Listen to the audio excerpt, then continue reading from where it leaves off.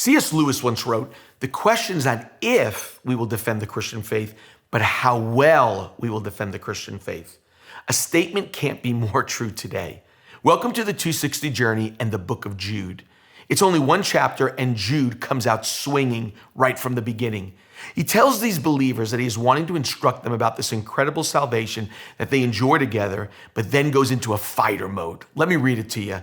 This is verse 3. Dearly loved friends, I was fully intending to write to you about our amazing salvation that we're all participating in, but felt the need instead to challenge you to vigorously defend and contend for the beliefs that we cherish. The New American Standard says to contend earnestly for the faith. These are important words for us and our children today who live in a society where their religion, their values, their beliefs are under attack. And we are enjoined by Jude to not sit back while this happens, but contend and defend. As we enter the holiday season, it's almost insane to think that Halloween is untouched by the critics, but Christmas and Thanksgiving is demonized. Anything that has to do with the Christian faith is under assault today. Now the big question, how do we defend it? First, let's deal with what? What kind of culture are we facing? What is the fight we are fighting? Here are two very important words about the culture we live in: relativism and pluralism. Relativism in morals and pluralism in beliefs. Let me explain. What does that mean? Relativism means everyone's truth is equal. Personal preference trumps words like my truth. Subjective exists. Objective truth is gone. Exalting of the individual over God. Pluralism means all religions are equal. Enemy to that is Jesus' words when he says, I am the way, the truth, and the life. No one religion above another. No thought of examining its validity. It's all equal. One article I read explained our pluralistic and relativistic culture like this. I love sports, but there's a sporting experience I would never want to have. Imagine being thrown into a game without knowing when it started, when it will finish, what the objective of the game is, or what the rules are. What would you do? You'd probably ask the other players around you to answer those 4 questions for you. What if they responded with many different answers? Or what if they simply carried on playing uninterested in your questions? Next, you look to a coach for help, but if the coach was standing there looking at the chaos and yelling, great job, you guys. You're all doing great. Keep going. We've got first place trophy waiting for you. Finally, you turn to the referee or umpire for definitive answers.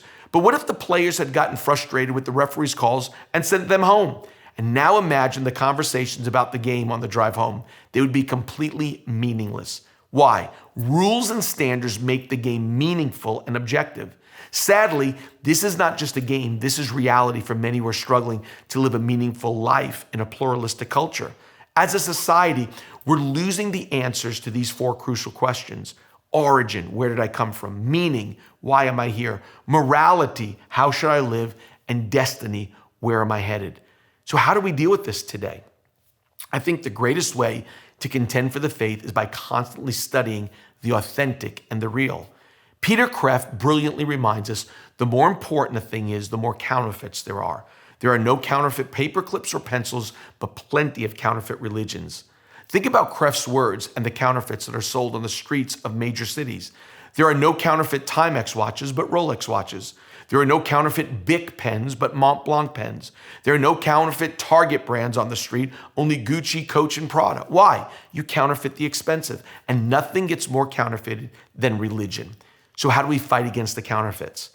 My wife worked in the banking world for many years. In that world, counterfeit money is obviously the enemy. So how do they spot counterfeits? When a bank teller is trained, they see nothing but the original 24/7. They become familiar with the markings, the feel, the smells of the real thing. Tellers never see counterfeits. Why?